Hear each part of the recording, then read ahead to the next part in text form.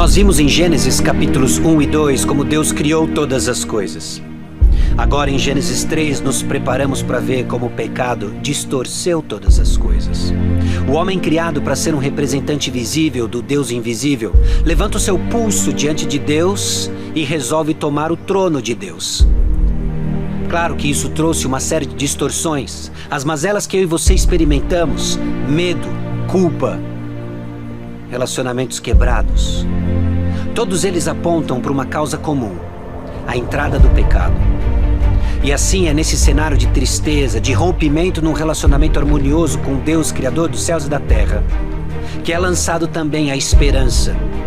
A esperança de que haveria de vir alguém, o esmagador da cabeça da serpente, que iria reverter os efeitos da queda, e o seu nome é Jesus. Gênesis acompanha a razão de todas as coisas para nos ajudar a entender o próximo passo.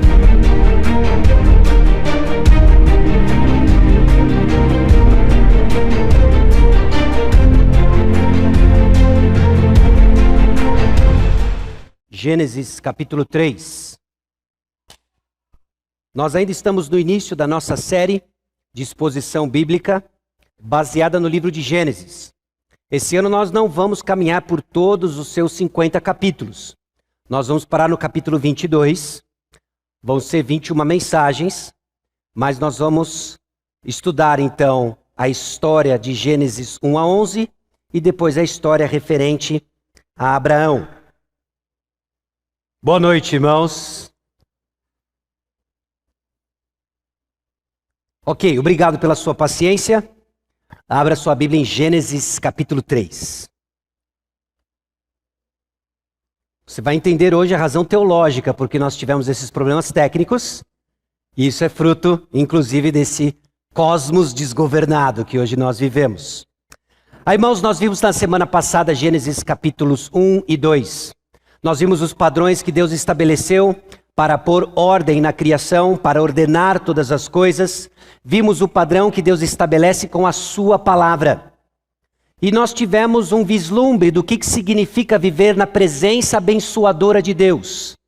Gênesis capítulos 1 e 2 descreve para nós o jardim do Éden, um santuário de harmonia, intimidade, proximidade, ordem diante de Deus. Mas aí surgem naturalmente algumas dificuldades e dúvidas referentes à nossa experiência. O que aconteceu com a boa criação de Deus? Quando lemos Gênesis capítulos 1 e 2, e é claro que já influenciados pela familiaridade que nós temos com a história, a narrativa bíblica, nós temos que nos perguntar o que aconteceu com a boa criação de Deus. Onde que a coisa se perdeu? Onde que aquela intimidade, aquela harmonia, a proximidade, a harmonia que existia entre humanidade, animais, natureza, se perdeu? Por que a vida está tão difícil? Por que a vida está tão difícil? Nós enfrentamos dores e provações. Constantemente somos bombardeados de notícias ruins. E elas não são tão distantes assim, elas são bem próximas. Nós experimentamos tensões em nossos relacionamentos. Dentro e fora de casa, onde dois seres humanos convivem, existe tensão. Existe tensão. Existem os conflitos com a natureza. Nós estamos aí em pandemia e há quem diga de que esse crescimento desgovernado, esse mau planejamento no domínio sobre a criação, invade alguns ambientes, alguns habitats de vírus que saem onde eles estão e entram no círculo da humanidade, e aí está aí a pandemia. Vivemos em conflitos com a natureza, com as suas forças do vento, da água, as tempestades que destroem aquilo que edificamos. Conflitos com a natureza, porque aqui nos reunimos no quilômetro 11. Um belo lugar, uma bonita chácara, afastado. Cuidado onde você pisa. Não é? É um lugar com uma bela natureza e todos os bichinhos que fazem parte dela. E alguns não tão amigáveis assim. Nós lidamos com a presença da morte, que traz uma dura separação de pessoas queridas. E aí a reação é: por que nós estamos perdendo a esperança? Por que nós perdemos a esperança? Talvez isso não defina toda a sua jornada espiritual. Mas é real de que somos tentados à desesperança. Assim como Israel que constantemente era lembrado num contexto extremamente difícil. Escravos no Egito, trabalho duro todos os dias, a sol a pino, às vezes sem sequer matéria-prima para trabalhar, fazer tijolo. Eles eram oprimidos, sem a liberdade de adorar a Deus. Em Deuteronômio 8,15, Moisés descreve assim a experiência do deserto no povo: que te conduziu por aquele grande e terrível deserto de serpentes abrasadoras, de escorpiões e de secura, em que não havia água, e te fez sair água de pederneira. Olha a forma como Moisés descreve a experiência no deserto. Um lugar terrível. Um lugar terrível. Irmãos, Gênesis vem para nos consolar da mesma forma que consolou o povo de Israel. Não só diante dos perigos do deserto, ou diante dos inimigos da conquista da terra prometida, ou diante dos perigos e inimigos e atrocidades de povos estranhos no exílio, mas diante da situação que eu e você enfrentamos, em que somos constantemente lembrados que não estamos no paraíso. E negar a realidade não nos ajuda. Mas é importante olharmos para Gênesis capítulos 1, 2 e 3 e nos perguntarmos não só o que está aqui, mas por que está aqui.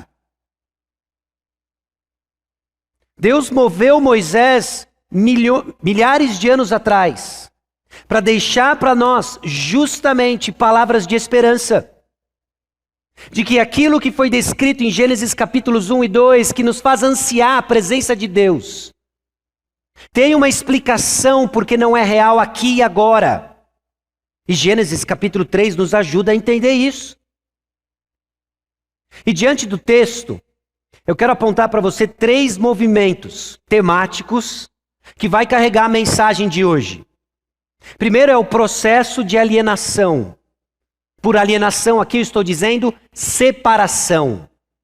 Separação dói, em diversos níveis. E Gênesis 3 nos ajuda a entender um processo, um padrão de alienação, separação. Porque nós não estamos mais desfrutando da harmonia, do deleite do jardim do Éden, da presença de Deus. Houve uma separação. E qual é esse processo de separação da presença de Deus? Qual é o processo de alienação de que eu e você deixamos muitas vezes de desfrutar de uma comunhão íntima, prazerosa com Deus? Tem um processo. E esse processo é descrito nos versículos 1 a 7. Depois nós vamos ver as consequências dessa alienação, dessa separação.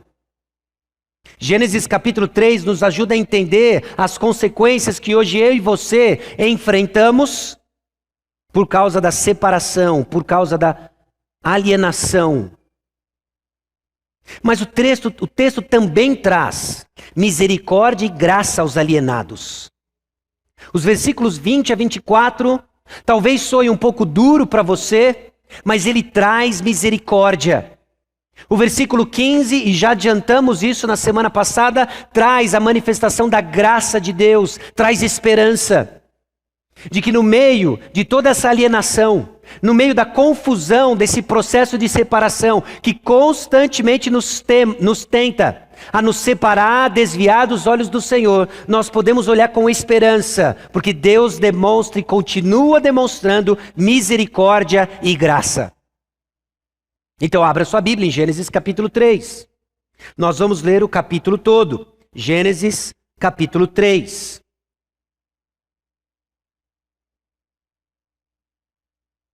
O versículo 25 do capítulo 2 diz: Ora, um e outro, homem e sua mulher, estavam nus e não se envergonhavam.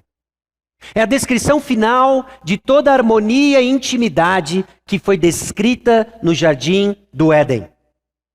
E aí começa o capítulo 3. Mas a serpente, mais sagaz que todos os animais selváticos que o Senhor Deus tinha feito, disse à mulher: É assim que Deus disse: Não comereis de toda a árvore do jardim? Respondeu-lhe a mulher: Do fruto das árvores do jardim podemos comer, mas do fruto da árvore que está no meio do jardim, disse Deus: Dele não comereis, nem tocareis nele, para que não morrais. Então a serpente disse à mulher: É certo que não morrereis, porque Deus sabe que no dia em que dele comedes, se vos abrirão os olhos, e como Deus sereis conhecedores do bem e do mal. Vendo a mulher que a árvore era boa para se comer, agradável aos olhos e árvore desejável para dar entendimento, tomou-lhe do fruto e comeu, e deu também ao marido, e ele comeu. Abriram-se então os olhos de ambos, e percebendo que estavam nus, coseram folhas de figueira e fizeram cintas para si. Quando ouviram a voz do Senhor Deus, que andava no jardim pela viração do dia, esconderam-se da presença do Senhor Deus, o homem e sua mulher, por entre as árvores do jardim. E chamou o Senhor Deus ao homem e lhe perguntou: Onde estás? Ele respondeu: Ouvi a tua voz no jardim, porque estava nu, tive medo e me escondi. Respondeu-lhe Deus: Quem te fez saber que estavas nu? Comeste da árvore de que te ordenei que não comesses? Então disse o homem: A mulher que me deste por esposa, ela me deu da árvore e eu comi. Disse o Senhor Deus à mulher: Que é isso que fizeste? Respondeu a mulher: A serpente me enganou e eu comi. Então o Senhor Deus disse à serpente: Visto que isso fizeste, maldita és entre todos os animais domésticos, e o és entre todos os animais selváticos. Rastejarás sobre o teu ventre e comerás pó todos os dias da tua vida. Porém, inimizade entre ti e a mulher, entre a tua descendência e o seu descendente. Este te ferirá a cabeça e tu lhe ferirás o calcanhar. E a mulher disse: Multiplicarei sobremodo os sofrimentos da tua gravidez.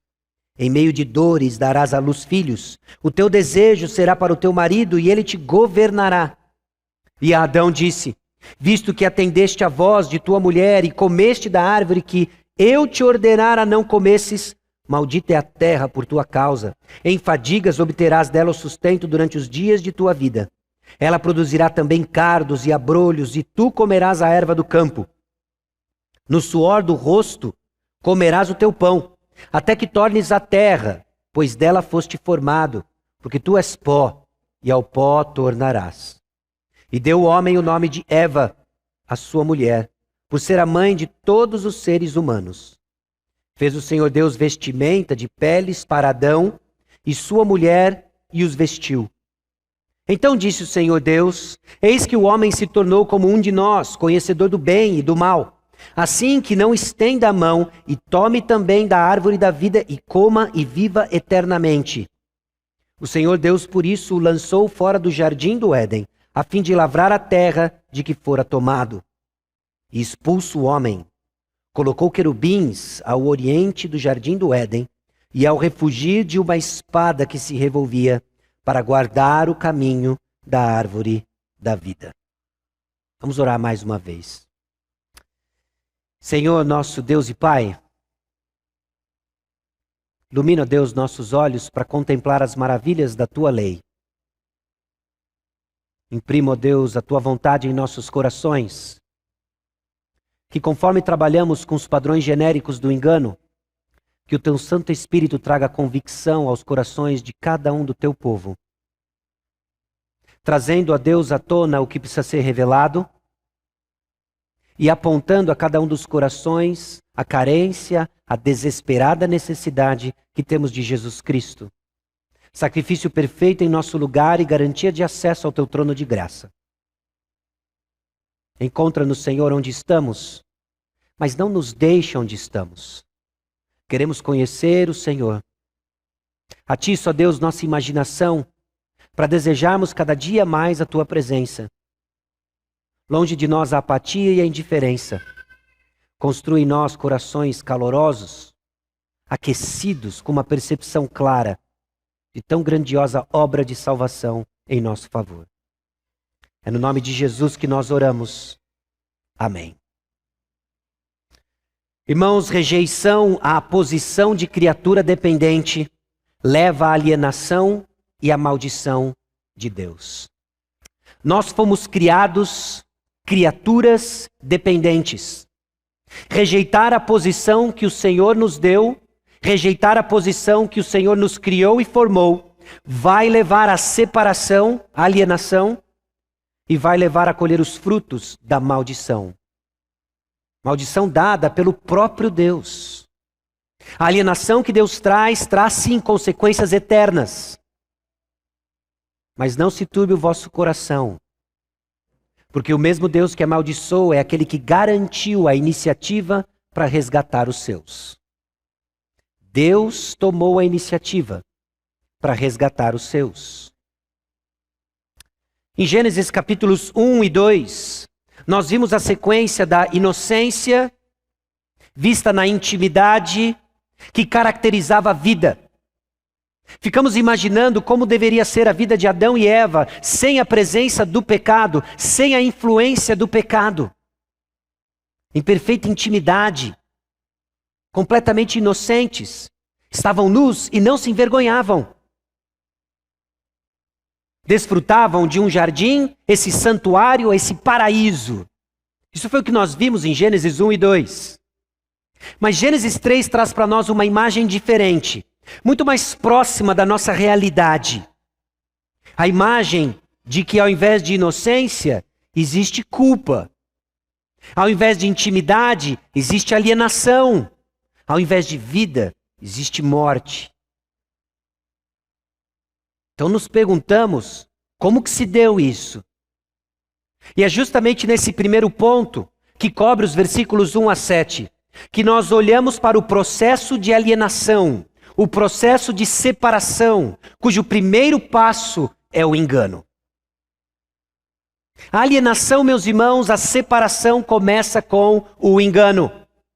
Ninguém em sã consciência, ninguém formado em todas as suas capacidades, sejam elas cognitivas, sejam elas volitivas, sejam elas emocionais. Se você estiver pensando certo, desejando certo, sentindo certo, você vai buscar a sua separação de Deus, o doador da vida. Por isso o processo tem que começar com o engano. E você sabe disso. Já de repetidas vezes, o problema do engano é que ele engana. E quem está enganado não o sabe. Em nenhum momento Eva está ciente do que lhe aguarda. Ela deveria saber e ter crido na palavra de Deus, mas ela foi enganada. Não só ela, mas seu marido também, Adão. Eles foram enganados. Meus irmãos, a separação começa com o engano. E este é um padrão que perdura até os dias de hoje. A sua quebra de intimidade, de comunhão com Jesus Cristo, o Salvador da sua alma, começa com o engano. Você é enganado, você passa a crer em mentiras, e a origem disso é a mesma, é Satanás. O versículo 1 descreve essa serpente. É interessante de que muitos teólogos concordam de que ao descrever e mencionar a serpente, os leitores originais, o povo de Israel, ao receber Gênesis capítulo 3, já saberia de que aqui não tem boa coisa. A serpente já não era bem vista. Algumas eram endeusadas, mas aqui tem algo acontecendo. Bom, a origem do engano é Satanás. E nós sabemos, inclusive, por revelação posterior, por exemplo, em Apocalipse, capítulo 12, versículo 9, e foi expulso o grande dragão, a antiga serpente, que se chama Diabo e Satanás, o sedutor de todo o mundo. Sim, foi atirado para a terra e com ele os seus anjos. Apocalipse capítulo 12, versículo 9, o último livro da nossa Bíblia, nos ajuda a entender a identidade da serpente no primeiro livro da Bíblia, a saber, Satanás. Satanás, o pai da mentira. João capítulo 8, versículo 44 diz: vós sois do diabo, que é vosso pai, e quereis satisfazer-lhe os desejos. Ele foi homicida desde o princípio e jamais se firmou na verdade, porque nele não há verdade. Quando ele profere mentira, fala do que lhe é próprio, porque é mentiroso e pai da mentira. Irmãos, a origem do engano é o pai da mentira, Satanás. E é justamente ele que está por trás da figura da serpente. É ele que está seduzindo Eva. É ele que seduz todo mundo. É ele que está por trás do engano que deixa você vulnerável num processo de separação da sua comunhão com Deus. É Satanás. E você não vai seguindo o engano sabendo que está ouvindo a voz de Satanás. Você é filho de Deus, crente em Cristo, evangélico, batista, da Igreja Batista Maranata. Você não vai seguir a voz de Satanás? Pois é, você não sabe que segue a voz de Satanás. Porque é do interesse dele que você não saiba a sua verdadeira identidade. Satanás. Nós vamos, meus irmãos, porque vamos enganados. Às vezes até, no seu correspondente gospel, juramos de pé junto, de que estamos fazendo certo. Temos nossas razões, algumas inclusive com respaldo bíblico. Mas o fruto de nossas ações nos denunciam. Por exemplo, a ira dos homens jamais irá produzir a justiça de Deus. Às vezes nos inflamamos com as motivações corretas, mas nos perdemos no processo. E não entendemos que já estamos dando margem para Satanás, enganados em nossas paixões, esquecidos de que a ira do homem não produz a justiça de Deus. O processo de alienação começa com o engano. Senhor, ajuda-nos a identificar onde estamos enganados. Aonde estamos dando crédito à palavra de Satanás e não na palavra de Deus. E a estratégia de Satanás, meus irmãos, é a mesma. Talvez você fique ainda preso nas fantasiosas apresentações de Gênesis, imaginando Eva, ainda nua no jardim, atrás de arbustos estrategicamente colocados, seus longos cabelos. Adão também atrás de um animal, não é assim que é colocado para nós? E aí surge essa árvore do conhecimento do bem e do mal, uma maçã. E aí você fica imaginando aquela serpente atrás da árvore, da macieira. E você fica, não, eu estou livre disso daí. Não vou morder a maçã. E não deixamos de perceber o que está por trás. A estratégia que Satanás usa ainda é a mesma, e não é a maçã. É de questionar o próprio caráter de Deus. O que a serpente faz não é oferecer meramente um fruto suculento. Não é oferecer uma maçã diferenciada dos outros frutos do jardim.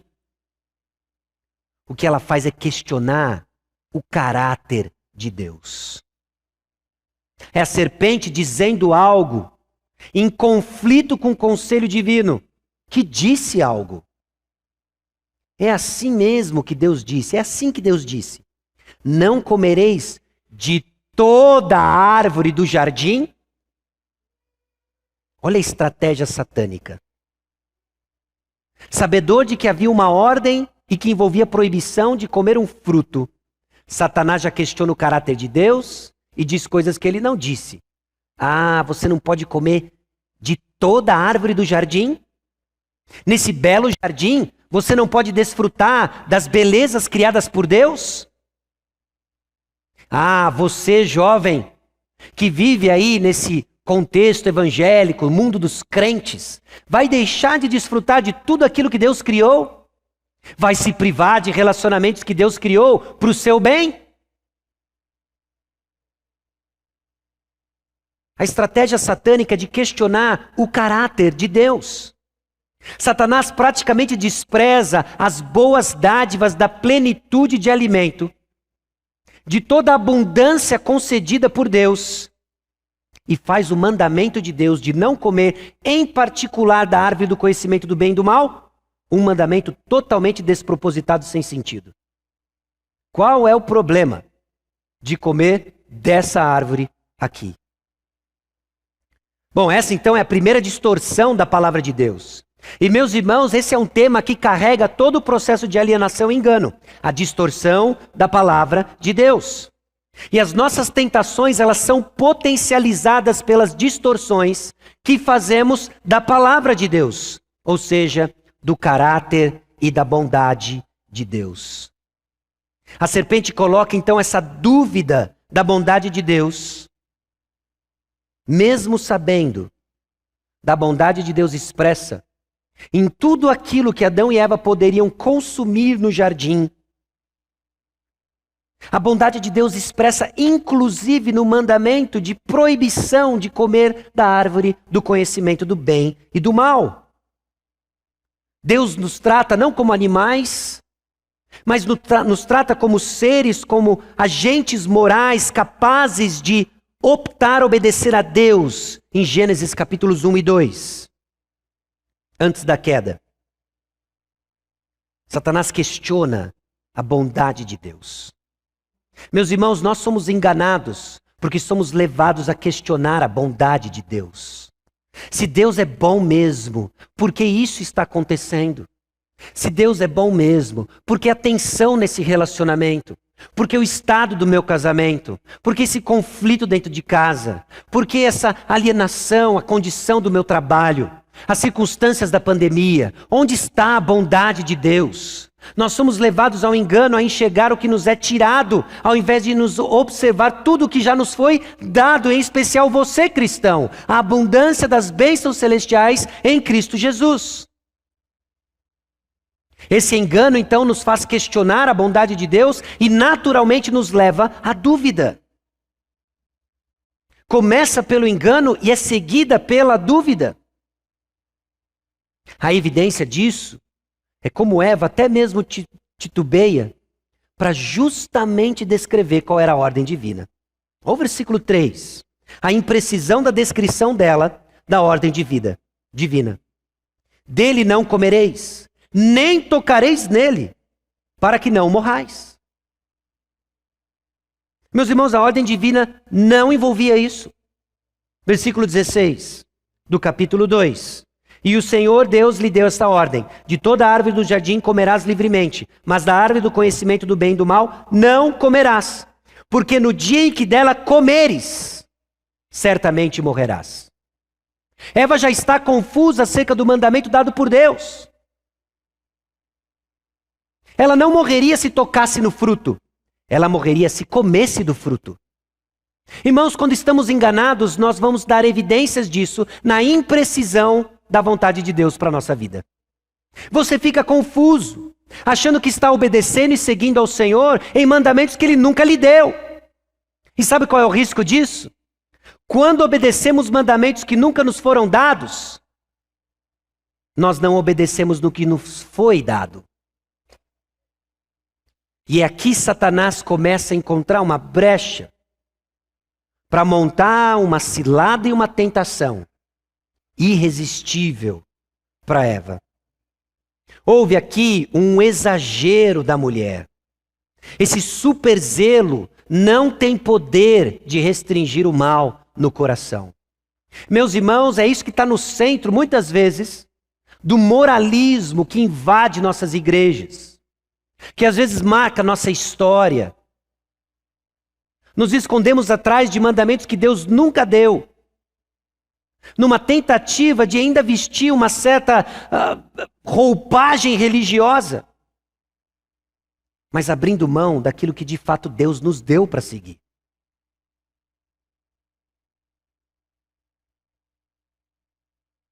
Bom, essa dúvida ela é potencializada pela negação de Satanás.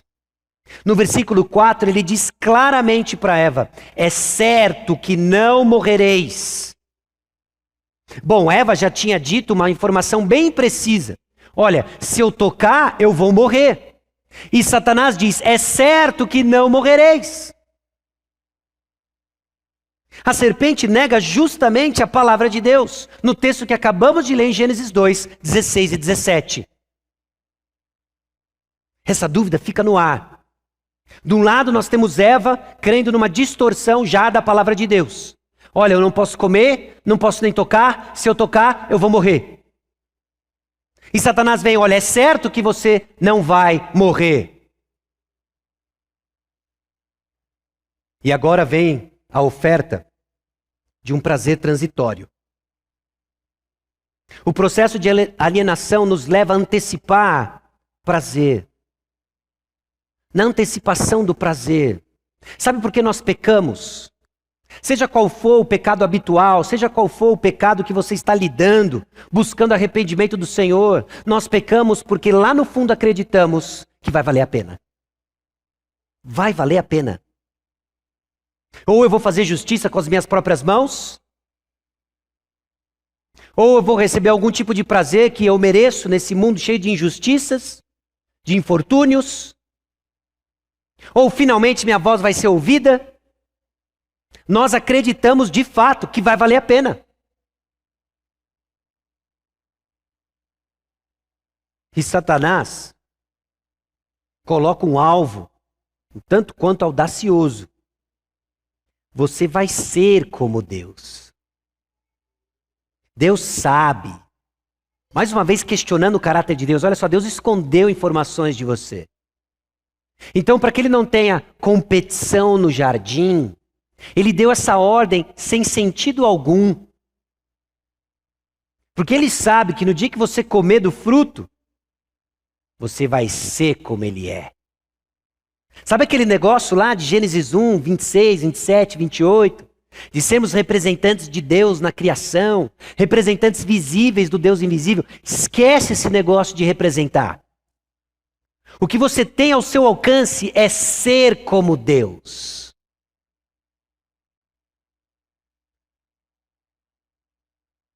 Satanás faz então mais declarações que acusam o caráter bondoso de Deus.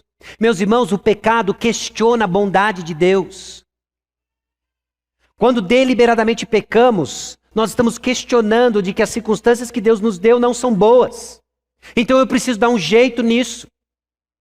Olha, a situação e a posição de Deus me colocou é injusta, então eu vou fazer justiça com as minhas próprias mãos.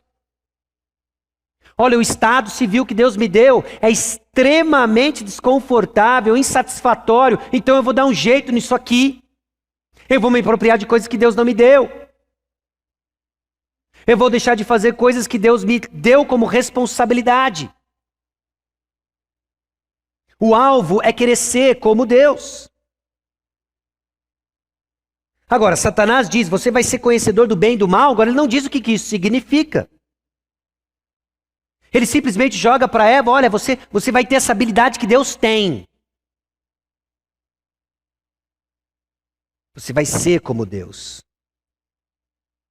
E pelo restante do tratamento da passagem, começa a sugerir para nós de que esse conhecedor do bem e do mal é esse direito, a liberdade de decidir o que é bom e o que é mal. Eu quero fazer isso. Eu não quero que Deus me diga o que é bom e o que é mal. Eu quero dizer isso. Ou seja, eu quero ser Deus. Eu quero ser Deus. Eu quero decidir por mim mesmo. Eu quero ser autônomo e usurpar a prerrogativa divina. É curioso isso. Aqui nós temos Adão, Eva, querendo ser como Deus. Uma atitude radicalmente contrária a Jesus Cristo. Filipenses capítulo 2, versículos 5 a 7. Tende em vós o mesmo sentimento que houve também em Cristo Jesus. Pois ele, subsistindo em forma de Deus, não julgou como usurpação o ser igual a Deus. Antes, a si mesmo se esvaziou, assumindo a forma de servo, tornando-se em semelhança de homens e reconhecido em figura humana. O que está diante de Eva agora, o que está diante de Adão agora, É a escolha entre uma vida de obediência com Deus no paraíso ou desobediência que leva à morte. Mas não é essa a escolha que ela está enxergando. A escolha que ela está enxergando é: eu vou viver essa vida miserável, serva de um Deus cruel que me esconde informações, ou eu vou ser verdadeiramente livre, como Ele é, Deus? Qual é a escolha que o pecado está lhe chamando para fazer? Você realmente acredita que vai encontrar vida? Você realmente acredita que no final dessa jornada de pecado habitual você vai encontrar a liberdade que Deus está tolhendo de você? Quando foi que você começou a acreditar de que o casamento, sendo levado nas suas próprias ordens e decisões, vai levar você em algum lugar? Quando você começou a entender que tocar a sua vida profissional, respondendo de acordo com seus desejos e tirando vantagem de tudo, vai te levar para algum lugar próspero? Quando você passou a ouvir a serpente e não a verdade que liberta? Quando que você começou a ouvir de que roer unhas e lutar para controlar as suas circunstâncias, evitando toda e qualquer forma de sofrimento, vai te levar para a prosperidade e a vida abundância que Jesus Cristo prometeu? Quando que vamos nos curvar diante da verdade? Deixar de ouvir a serpente e ouvir o conselho certo de Deus. Esse processo de alienação, que começa com engano, leva dúvida, é consumado pela desobediência. O versículo 6 descreve a mulher vendo a árvore que era boa para se comer.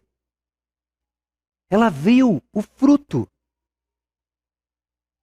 Ela viu o fruto, mas ela não viu apenas um fruto suculento.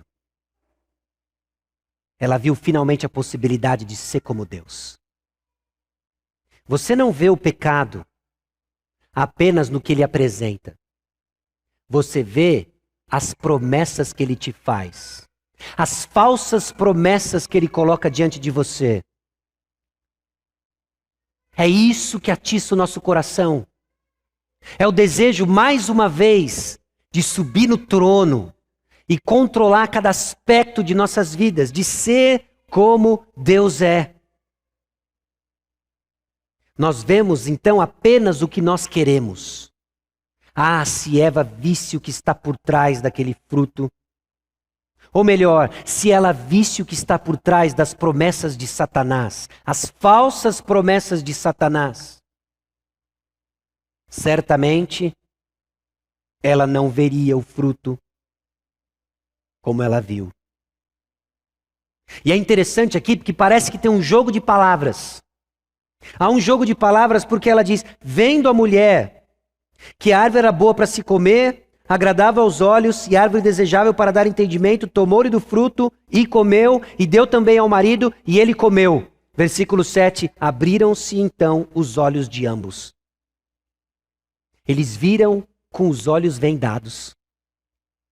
Meus irmãos, nós somos chamados a ver, não confiando em nossas percepções e paixões, mas ver com os olhos da fé. Você quer vencer o engano e a dúvida? Você quer evitar a desobediência e consumar o pecado? Enxergue com os olhos da fé. O seu casamento não é o que você está enxergando com as suas paixões. Obrigado. Os seus relacionamentos tensos não é o que você está enxergando com a sua sede de justiça. O contexto político da nossa nação não é o que você está enxergando, informado pela mídia e a sociedade. Você precisa enxergar sua realidade com os olhos da fé. É com os olhos vendados para as paixões desse mundo e pedindo para que Deus seja a nossa visão, que nós vamos evitar de ouvir o conselho da serpente.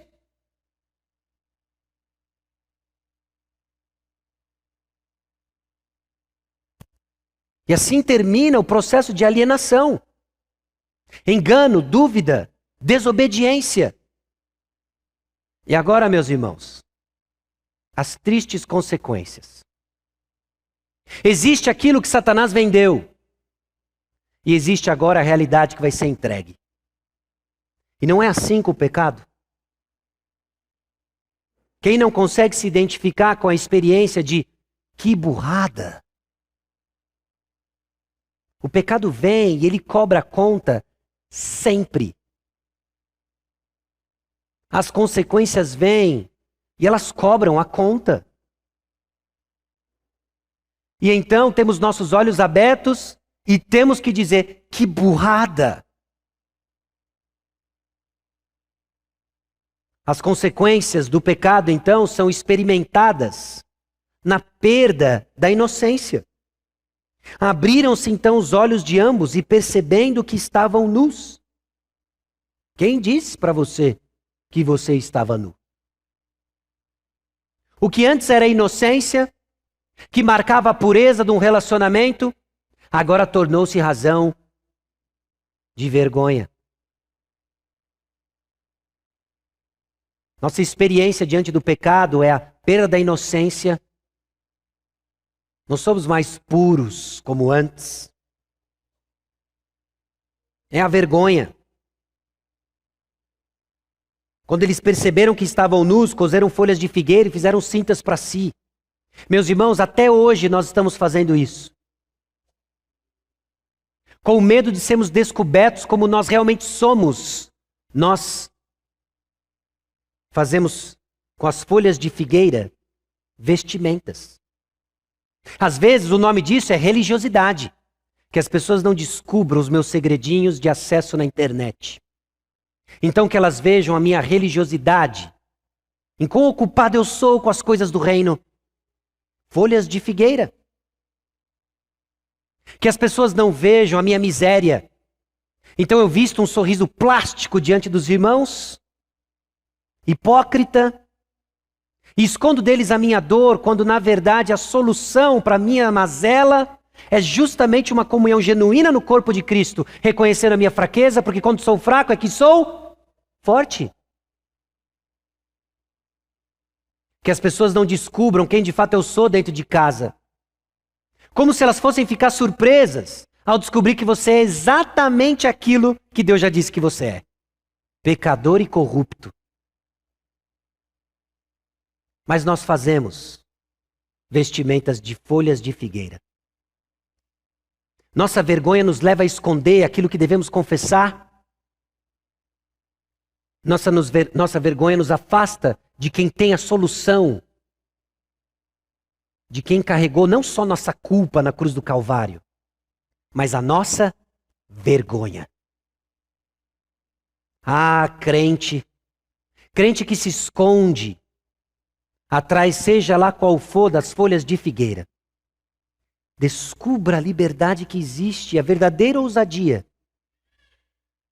de nos encontrarmos mais uma vez nus diante do Senhor, para recebermos a vestimenta que de fato nos livra da vergonha. Versículo 8 descreve também culpa. Esconderam-se da presença do Senhor Deus. Provérbios nos diz de que o justo ele é intrépido como um leão, mas os perversos fogem sem que ninguém os persiga. Não é assim que nossa consciência trabalha? Você já imaginou se eu começasse a mensagem de hoje dizendo, meus irmãos, eu ia trazer para os irmãos Gênesis capítulo 3, mas eu vou chamar aqui uma assembleia extraordinária para lidarmos com um pecado grave no acampamento. E quem fez sabe o que é, vem à frente. Talvez ninguém ia ficar sentado. Talvez a sua sensação seria, quem contou para o pastor? E você vive se escondendo. Para tranquilizar você, não sei de nada. Eu não sei de nada. Mas como nós vamos ver, inclusive em Gênesis 3, Deus nos acha. Adão e Eva foram se esconder de Deus. Pensa. Pensa. Se esconder de Deus. É quase como brincar de esconde-esconde com crianças bem pequenas. Você conta até 10, abre os olhos e encontra ela escondida no meio da sala com o rosto tampado. Foi isso que Adão fez. Ele perdeu a inocência pura de uma criança, mas ainda mantém a inocência burra de querer se esconder de Deus. Isso desencadeia, obviamente, medo, fuga. Irmãos, até hoje é assim. Nós fugimos da presença de Deus. Às vezes não basta fugir, é preciso agredir, para que ninguém chegue perto e descubra meu coração ferido, porque eu criei nas promessas de Satanás que voltaram vazias. Então todos aqueles que arregaçam as mangas e buscam ajudar de alguma forma são mordidos, rechaçados, expulsos. Sai daqui. Gênesis capítulo 3 traz para nós os padrões que descrevem a experiência humana, apenas com embrulhos diferentes até os dias de hoje. Isso aqui reflete a minha e a sua experiência na alienação com Deus. Nós perdemos nossa inocência, com vergonha e culpa, fugimos de Deus. Mas aí eles ouviram, porque eles ouviram a voz de Deus, e esse Deus que se apresenta para confrontar os seus filhos. Deus sempre nos encontra, meus irmãos. Deus sempre nos encontra. O engano nos cega para a realidade que Deus sempre nos encontra. Não há para onde fugir. Não tem para onde eu vá que eu vou fugir da presença de Deus. Ele chama e sonda. Adão, Eva, onde vocês estão? Eu tenho uma convicção pessoal que eu acho que faz todo sentido à luz do caráter de Deus. Quando ele faz perguntas, ele não está atrás de informações. Faz sentido isso para você? Adão está no meio do jardim, com o rosto tampado, folhas de figueira. Adão, onde você está? Adão saiu. Ele pediu para avisar que já volta.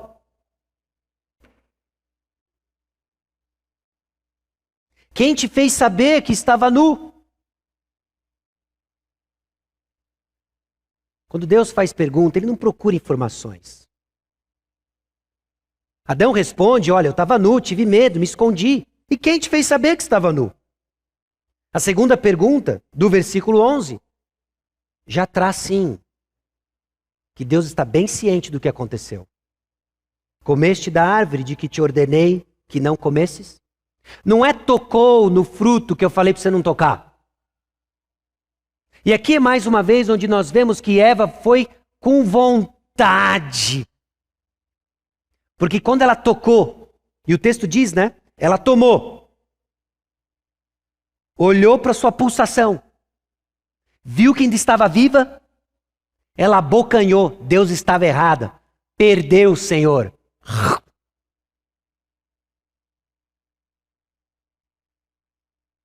Não invente ordens na palavra de Deus. Vive e conheça as que já estão aqui.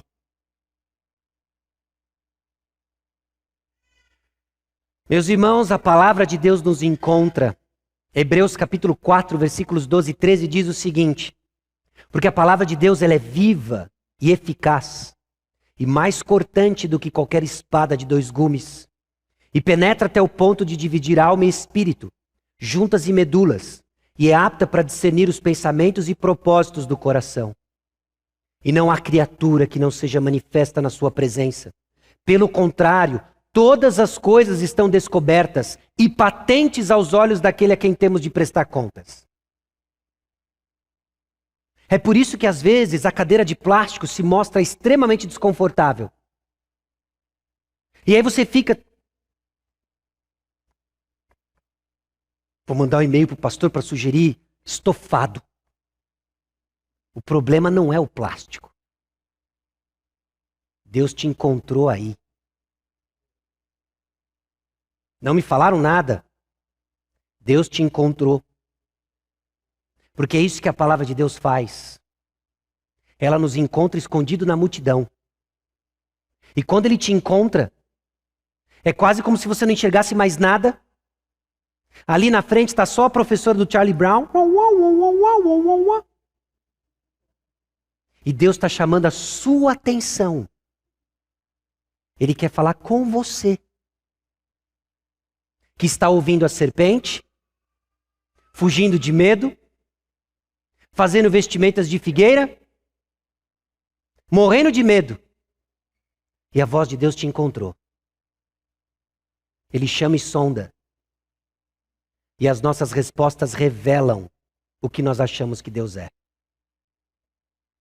Quando confrontado, em Gênesis capítulo 3, versículo 12, Adão diz o seguinte: a mulher que me deste por esposa, ela me deu da árvore e eu comi. Note, Adão não está culpando Eva somente. Adão creu no que Satanás falou. Ele ainda está crendo no que Satanás falou. Ah, eu sabia.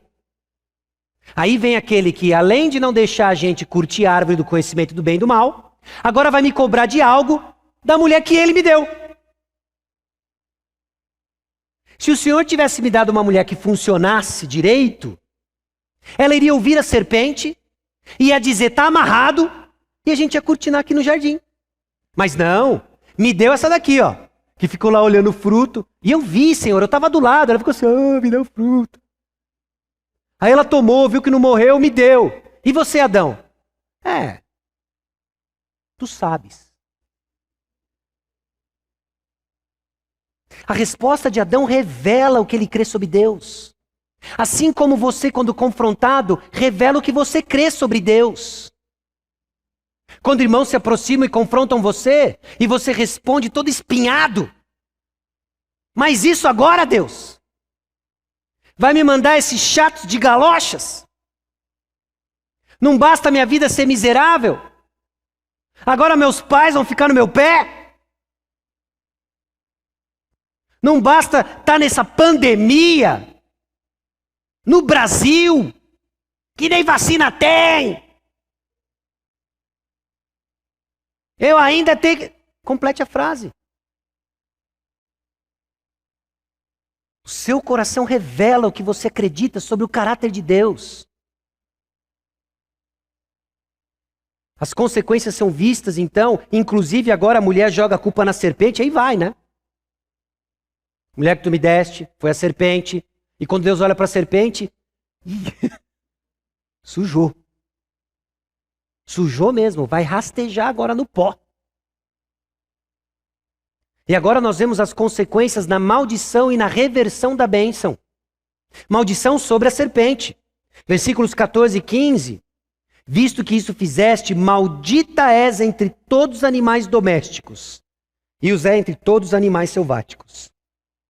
Rastejarás sobre o teu ventre e comerás pó todos os dias da tua vida. Há uma maldição sobre a serpente e há uma reversão da bênção sobre a mulher, no versículo 16. A bênção de você ir, multiplicar, encher a terra. Gênesis capítulos 1 e 2 nos comunica a mensagem de que esse processo seria prazeroso, traria satisfação à mulher, traria alegria, ela vai encher a terra. Mas agora, duas coisas recaem sobre ela. Multiplicarei sobremodo os sofrimentos da tua gravidez. Em meio de dores dará à luz a filhos. E o teu desejo será para o teu marido, e ele te governará. Embora se realize na maternidade, a mulher sofrerá grande dor ao se tornar mãe. E embora se realize no governo em parceria com o marido, ela agora desejará dominá-lo e viverá a experiência de que ele te governará. Dor ao tornar-te mãe angústia na luta pelo domínio do casamento.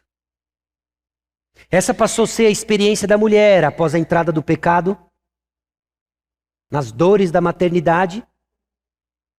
Por completo se perdeu? Não. Mas a dor. E agora no seu relacionamento, no papel de auxiliar o seu marido, cresce nela o desejo de governar. Sim, ele é o cabeça e eu o pescoço.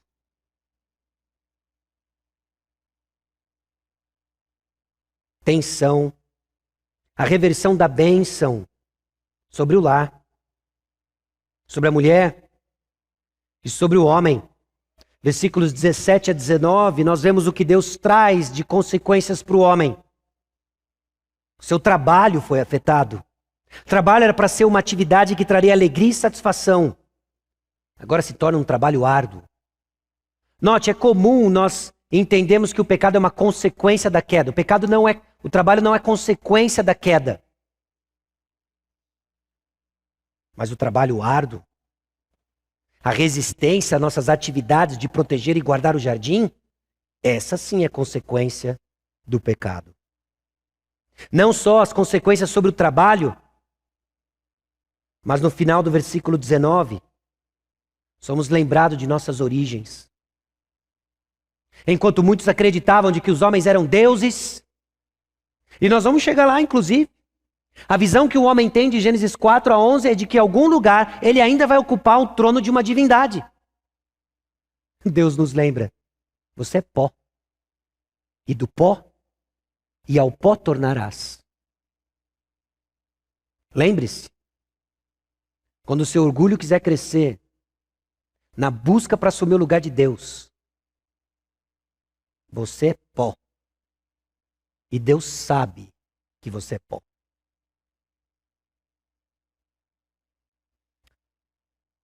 E o terceiro movimento, nós encontramos misericórdia e graça.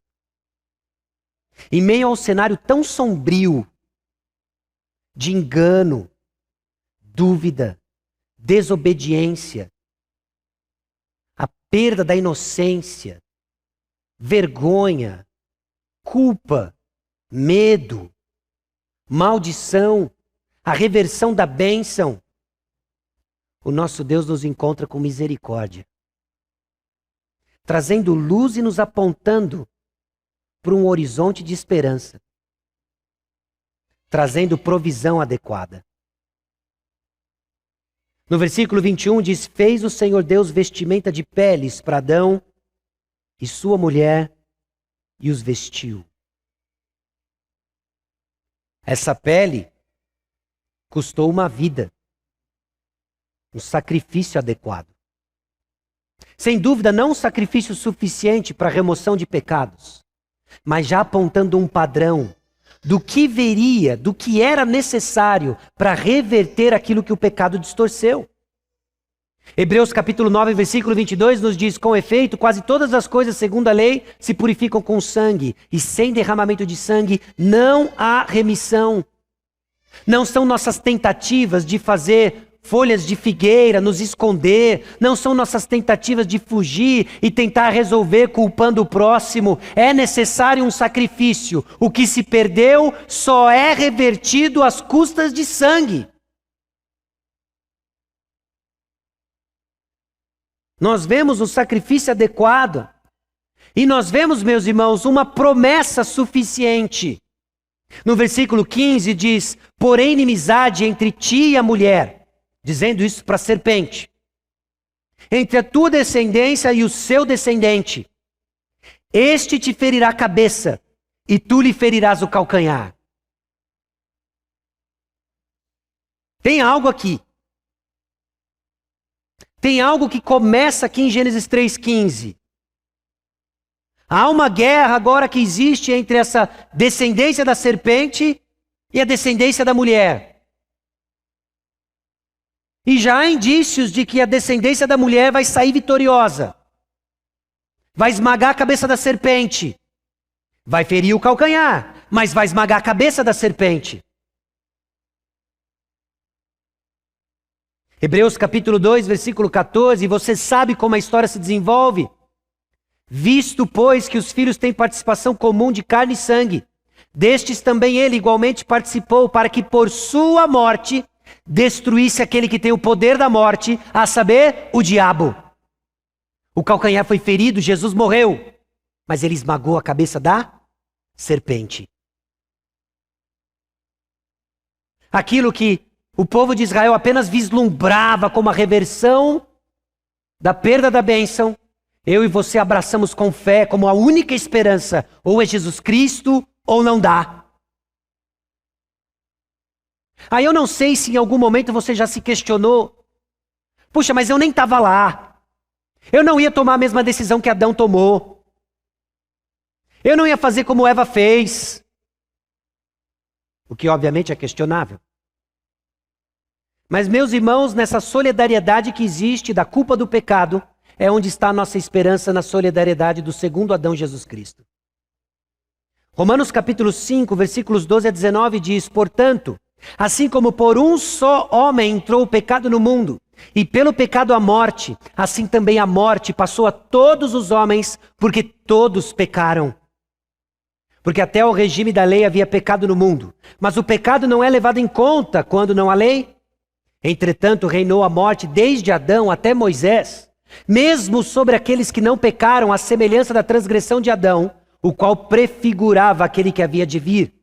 Todavia não é assim o dom gratuito como a ofensa, porque se pela ofensa de um só morreram muitos, muito mais a graça de Deus e o dom pela graça de um só homem, Jesus Cristo, foram abundantes sobre muitos.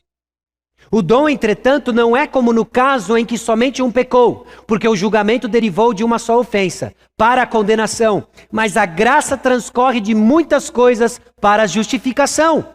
Se pela ofensa de um e por meio de um só reinou a morte, muito mais os que receberam a abundância da graça e o dom da justiça reinarão em vida por meio de um só, a saber, Jesus Cristo. Pois assim como por uma só ofensa veio o juízo sobre todos os homens para condenação, assim também por um só ato de justiça veio a graça sobre todos os homens para justificação que dá vida. Porque como pela desobediência de um só homem muitos se tornaram pecadores, assim também por meio da obediência de um só muitos se tornarão justos. Ele viveu a vida que eu e você não conseguimos viver para dar a sua vida, para vivermos a vida que Ele nos deixou e chamou a viver. Que triste! Adão pecou e nós fomos juntos. Louvado seja o Senhor pela obediência perfeita de Jesus Cristo e o seu sacrifício no nosso lugar. Promessa suficiente. E vemos a graça e a misericórdia de Deus com a proteção necessária. Adão e Eva foram tristemente e graças a Deus expulsos do jardim. E a preocupação agora, entre aspas, do Deus Trino é: o homem se tornou como um de nós, conhecedor do bem e do mal. Ele agora vai dizer o que é bom, ele agora vai dizer o que é mal, de forma torta, de acordo com as suas paixões, e ele corre o risco de tomar o fruto da árvore da vida e viver eternamente separado de nós, expulsa do jardim. Você já imaginou os homens vivendo uma vida eterna em perversidade? Eu não sei se você já parou para pensar que por vezes a morte do perverso é alívio, é graça de Deus para que a vida continue suportável. De que por mais que homens subiram no trono de impérios poderosos e fizeram o mal, uma hora a morte os alcançou e cessou o mal. Agora você já imaginou esses homens maus em toda a sua perversidade, vivendo 100, 200, 300, 400, 500, 1000, 2000, 3000, 6000 anos? Era Hitler tendo ideias de Osama Bin Laden, é Osama Bin Laden aprendendo com Saddam Hussein, é Saddam Hussein aprendendo com Escobar, tudo o que já pisou na terra, que causou mal, junto, ao mesmo tempo, tudo misturado. Não ia dar. Expulsa do jardim.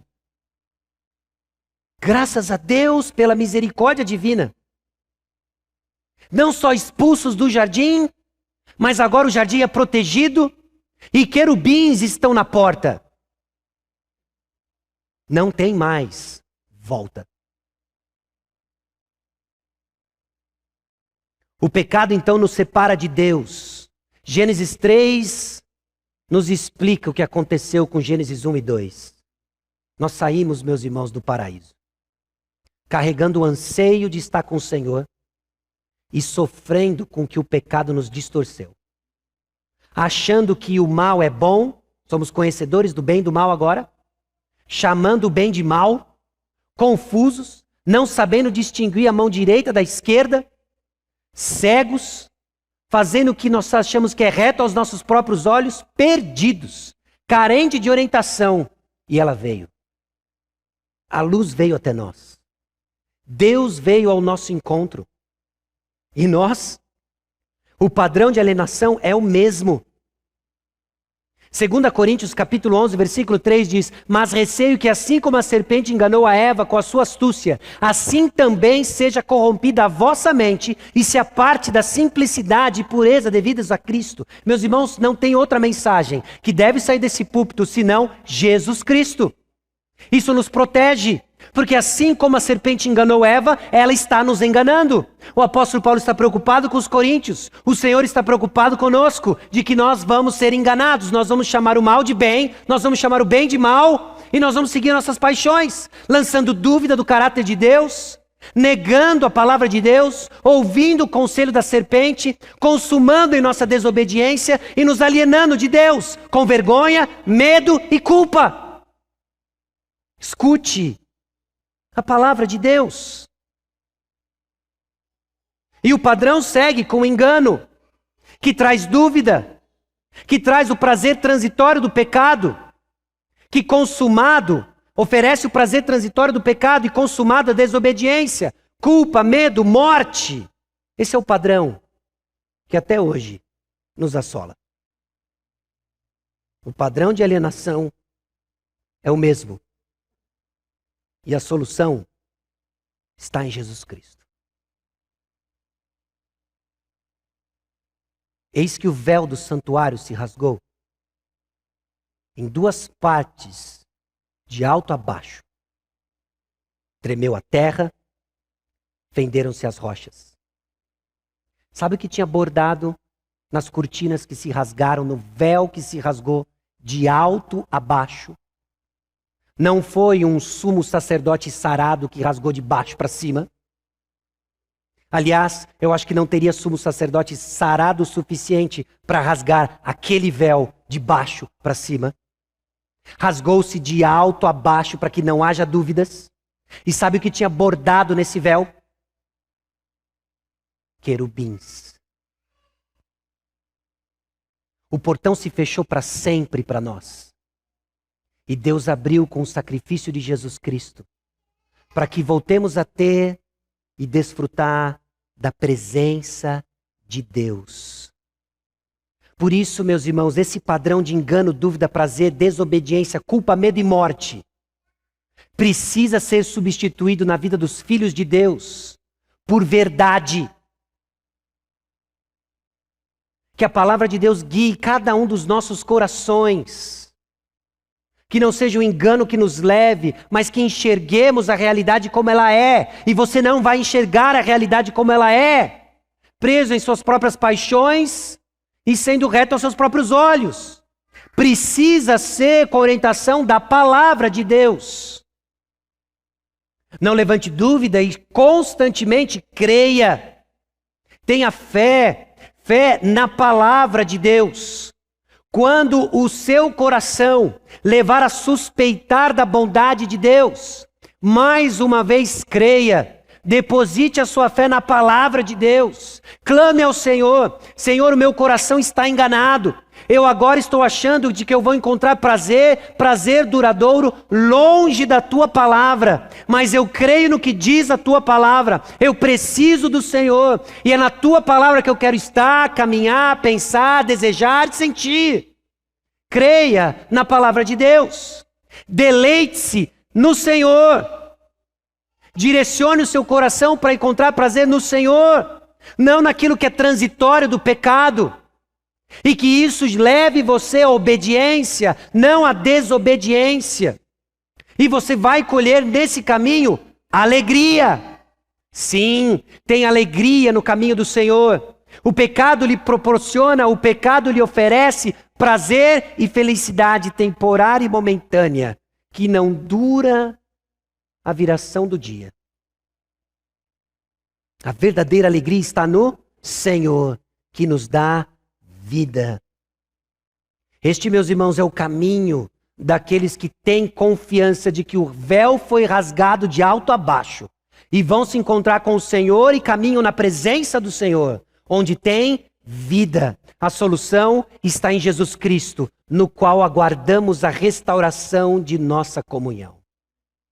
Nós ainda desfrutamos num ínfimo da realidade. O que nos aguarda no desfecho da história, já garantido pelo véu que foi rasgado, o livre acesso diante de Deus, o que nos aguarda é isso aqui. Então me mostrou o rio da água da vida, brilhante como cristal que sai do trono de Deus e do Cordeiro. No meio da sua praça, de uma e outra margem do rio, está o quê?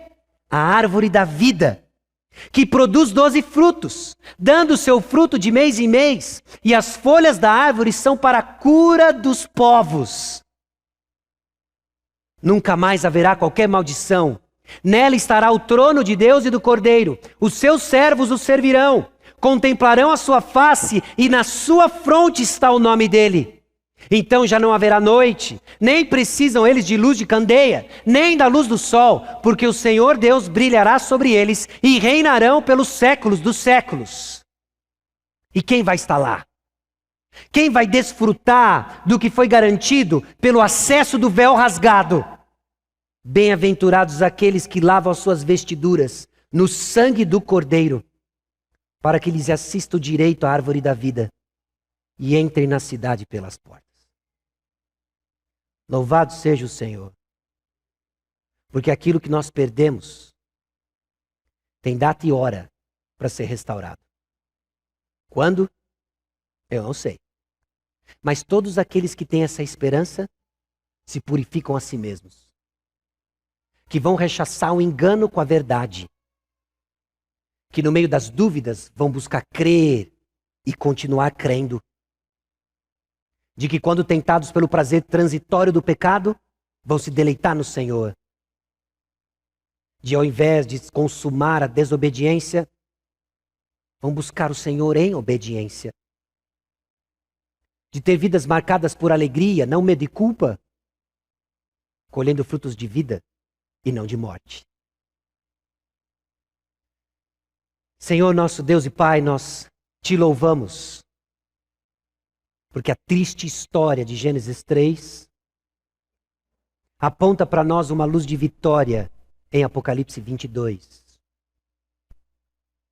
Nós te louvamos pelo véu rasgado, que não nos separa mais da tua presença. Nós te louvamos porque nos aproximamos do Senhor, do teu trono de graça, não com folhas de figueira, não com vestes de animais, mas com as vestiduras brancas lavadas no sangue do Cordeiro. Tem misericórdia de nós, Senhor. Proteja-nos de nós mesmos. Que enquanto nosso coração vacila, seduzidos pela serpente, que tenhamos o coração firmado na verdade. E assim, desfrutaremos da glória do Cordeiro, reinaremos eternamente com o Senhor, atribuindo àquele, ao único que é digno de toda a glória, o Senhor Jesus. Inflama, Senhor, nossos corações com essas verdades. Não em fogo de palha, que amanhã já se vai, mas imprimindo em nossos corações o desejo de viver para o Senhor, nós vamos ser provados. Nós vamos ser provados ainda hoje. Nós vamos ser provados essa semana, de forma inusitada, mas que teu povo responda com fé e os pés alicerçados na verdade, de que as tensões que experimentamos têm solução em Cristo. E assim desfrutaremos da vida em abundante que o Senhor prometeu. No nome de Jesus. Amém.